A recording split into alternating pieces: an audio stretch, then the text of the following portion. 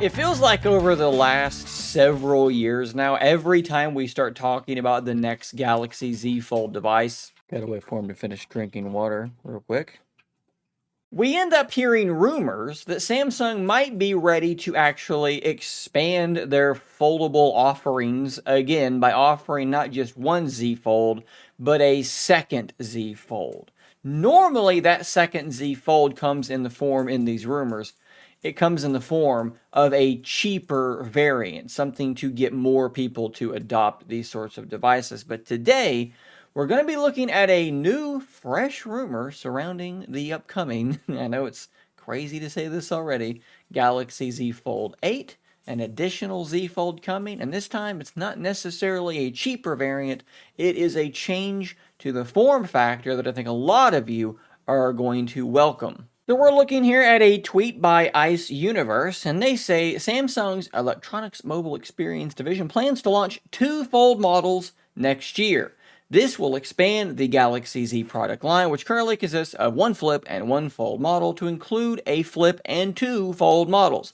It is reported that the screen ratio of the new Fold is shorter vertically, but longer horizontally when folded. So we're talking about that cover display, and what we're saying is it is going to be shorter and wider. And I think, again, like I said just a moment ago, a lot of you are going to find that to be very, very intriguing.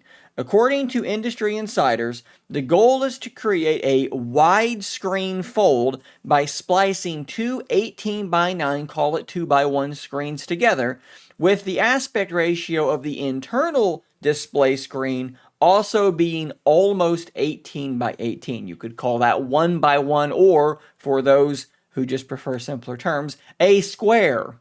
Now, with the Galaxy Z Fold 7, Samsung already did widen out that screen a little bit. They also did make it taller, but it is wider than the Z Fold 6. But I have heard from a lot of people who would love to see that cover display be more similar to something like the S25 Ultra. It is still not as wide as that. So you could still say, hey, it's not quite as wide as a normal flagship phone, even though it is very, very close. And it is as wide as some phones, like the Pixel 9 Pro Fold. The width is essentially identical. And of course, anytime we start talking about rumors of a foldable that is wider, I think a lot of us are going to start thinking about the first gen Pixel Fold, a device that you're going to have a hard time convincing me wasn't kind of peak foldable design. This is a widescreen foldable, okay? But that is not what it seems like Samsung is doing, kind of strangely, and we'll talk about this as we go through this video. What they're doing sounds more similar to the Pixel Fold that came after this than this one. What we're going to do here for a moment is jump over to this website where I can type in aspect ratios. We can visualize things just a little bit. So the cover display on the Z Fold 7 is 21:9, or it can be simplified to 7:3. So that is what we have there. So by comparison, we're talking about a 2:1 aspect ratio, and that is what we would have. You can see where it's overlapping. That is how much wider this would be in theory. Now, we don't know dimensions, right? It could be smaller, it could be bigger. We don't know. We're just talking aspect ratio. And then we have the S25 Ultra, which is 19.5:9. And you can see that it basically almost perfectly splits the difference between the Fold 7 and this theoretical wider screened Z Fold 8. Just as a quick aside, I think that it's interesting how Samsung seems to be continuing to prioritize the aspect ratio of that inner screen, and that just sort of does what it does to the cover display, right? So for a long time, their inner display was basically like a phone screen, but bigger. Yes, it was wider than a phone screen, but it was taller than it was wide. I guess the thinking there was that phone apps are going to scale better, but then when you fold it in half, you have like a half width, almost cover display, this really skinny cover display, and I think that they were just fine with that. Now, maybe they're prioritizing a more square inner screen, and when you fold that in half, you get what you get, and what you get is a cover display that's actually wider than the S25 Ultra. And then if you really want to get complicated here, let's add in the first gen Pixel Fold 17.4 by 9. It is doing a very strange, very strange thing there. And you can see where it pops in. Let's get rid of the S25 Ultra. And it's going to be this one way out on the edge, which means it's going to be just a little bit more narrow than the original Pixel Fold. Again, we don't know dimensions, right? This is not necessarily the same size.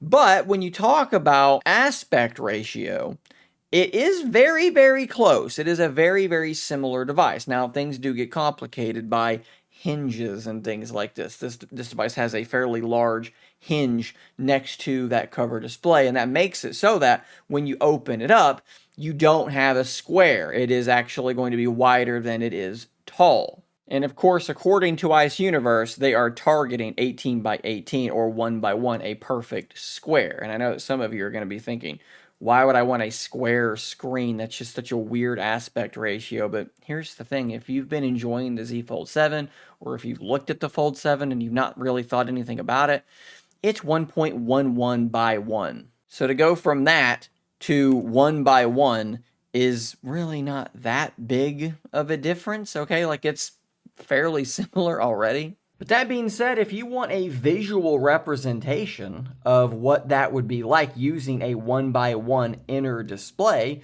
well, guess what, guys? The Pixel 9 Pro Fold does have a 1 by 1 inner display. So as you can see, it's not going to be this huge radical change for the inner screen. It might make split screen multitasking just a little bit better because you do have more width without having to rotate the device. I think this is a change that I would probably be just fine with if you watch a lot of media on your inner screen and you're maybe rotating your Z Fold 7. Maybe you're going to be a little bit upset about that because you're not going to really be able to rotate to get smaller letterboxing. But again, not a huge change there. And if you're wondering about the aspect ratio of the cover display, on the Pixel, it is not a 2 by 1 aspect ratio, and the biggest reason for that is going to be down to, again, that hinge area. On the 10 Pro Fold, they have shrunk that hinge area, but it is still not 2 by 1. Google says it's 20 by 9, so what that says to me,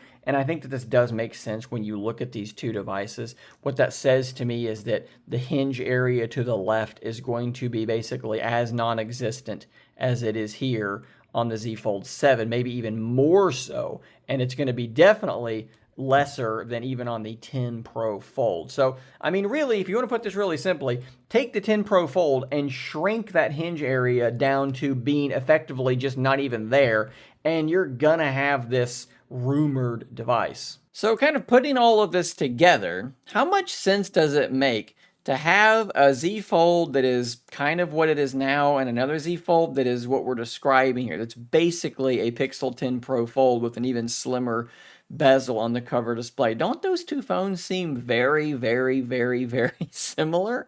There has to be more to it than just that. Or, of course, this rumor could just be completely bunk nonsense, another instance of a second Z Fold coming that never actually does arrive. There has to be more to the story. Samsung has fairly recently said they're not interested in making a cheaper Z Fold, so probably not that. So what else could it be? Again, there has to be more to it than just this. Guys, let me know what you think in those comments down below. Subscribe for more content just like this, and until next time, stay nerdy, my friends.